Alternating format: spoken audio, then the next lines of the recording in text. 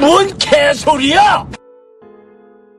살려고 찾아갔지만 택배 트럭 남기고 극단 선택. 배경은 지난달 초 경기도 한 원룸에서 30대 여성 모 씨가 숨진 채 발견됐습니다. 외부 침입 흔적이 없어 극단적 선택을 한 것으로 추정됩니다. 차 가져가 주세요. 처음으로 돌려놔 주세요. 빼곡히 적힌 억울함. 고인과 함께 몇 장의 종이가 발견됐습니다. 2월 초 서울 한 운송업체에서 택배 일자리를 약속받고 대출로 중고 택배 트럭을 구매했는데 막상 소개받은 일자리는 약속과 달라 일을 하지 못했다. 트럭값 1,600만 원이 빚만 떠안게 돼 억울하다라는 내용이 빼곡히 적혀 있었습니다. 서 씨의 언니는 다시는 취업을 하려는 사람들, 일하려고 하는 사람들한테 이런 일이 좀 안 생겼으면 좋겠다. 살려고 하는 일인데 죽음으로 오면 안 되지 않느냐라며 동생과 같은 피해자가 더는 생기지 않았으면 좋겠다고 말했습니다. 트럭 판매한 업체 찾아가 보니 업체 측과 계약 담당자 서로 말 달라 내 탓 공방. 왜 말이 달라졌고 약속을 지키지 않았는지 서 씨에게 트럭을 판매한 운송업체에 찾아가 물었습니다. 성동구에 있는 이 업체 관계자 김모 씨는 계약 담당자와 서 씨 사이에서 진행됐기 때문에 정확히 파악하기는 어렵다며 문제가 생긴 걸 알고 해결하기 위해 노력했지만 해결이 어려웠다고 주장했습니다. 트럭 계약할 때 설명했던 것과 서 씨가 소개받은 일이 달라진 이유에 대해서는 몇 달 전 퇴사한 당시 계약 담당자에게 물어야 한다고 했습니다.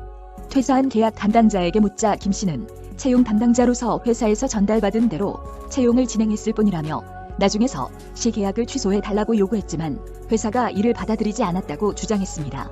서로 책임을 떠넘기고 있는 셈인데 이미 세상을 떠난 서 씨의 억울함은 풀기 어려워 보입니다. 서 씨가 택배 일을 위해 대출까지 받아 구매했던 트럭은 서 씨 원룸 근처 공터에 석 달째 방치돼 있습니다. 트럭 안에는 서 씨가 면접을 갔던 2월 7일 자 영수증이 남아 있었습니다. 1894명에 118억 챙긴 택배 사기 사건 이미 재판 중. 택배로 돈을 벌기 위해 트럭을 샀다가 빚만 떠안게 된 피해자는 서 씨만이 아닙니다. KBS는 지난 4월 한 운송업체 대표가 약 1,900명에게 택배 취업 알선을 빌미로 트럭값을 부풀려 팔아 돈을 챙기고 일자리 속의 약속은 제대로 지키지 않아 사기 혐의로 구속됐다는 소식을 보도했습니다. 택배 취업 알선 빌미로 트럭값 부풀려 피해자 1,900명.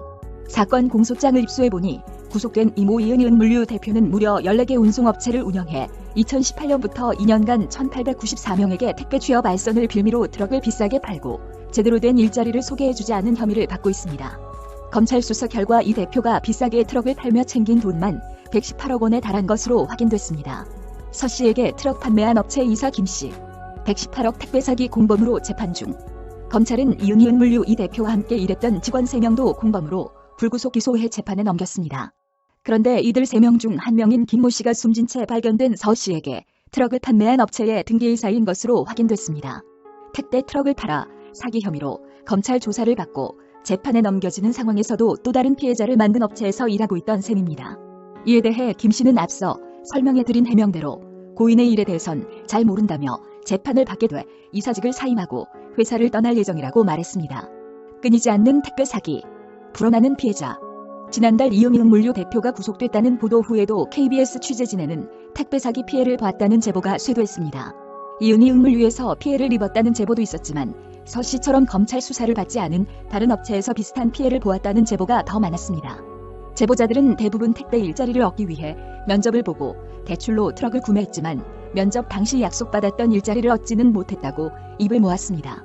한 제보자가 피해를 호소한 업체 중 한 곳은 구속된 이모 대표와 함께 불구속 기소된 또 다른 피고인 서 모 씨가 등기이사로 이름을 올린 것으로 확인됐습니다. 이 씨와 함께 불구속 기소된 3명 중 2명이 재판을 받는 도중에 비슷한 일을 하는 업체 이사로 트럭을 팔고 있는 셈입니다.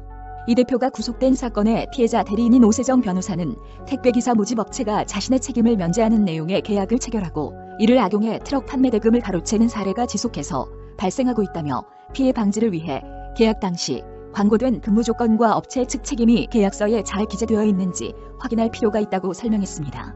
신종 코로나 바이러스 감염증으로 인해 취업난이 심해질 수 있어 피해자가 더 늘어날 수 있는 상황.